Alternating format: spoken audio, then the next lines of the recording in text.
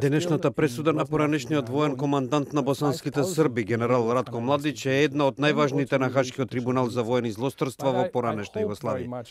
Ова во интервју за Радио Слободна Европа го оценува главниот обвинител на трибуналот, Серж Брамерц, кој предупредува дека се уште има голем број нерешени случаи. Секој пат кога ќе се донесе одлука во Хаг, казнување или ослободување, една група е многу задоволна, а друга група е многу несреќна во зависност од исходот, вели Брамерц, додавајќи.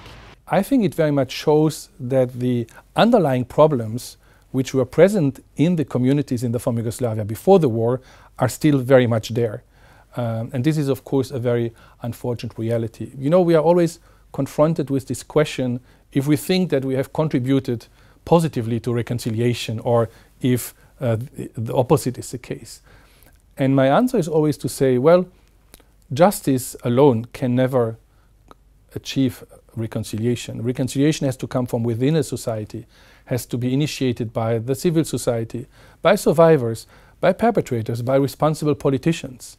На прашањето на дописничката на Радио Слободна Европа, Джеракина Тухина, за тоа дали верува оти пресудите биле историски придонес за наоѓање на вистината, of course, you know, you speak about heroes, and we see the hero welcome a number of individuals are getting. And they are considered as heroes because the different groups are saying, well, they were fighting to defend our people. Well, they've not been convicted because they were protecting their own people.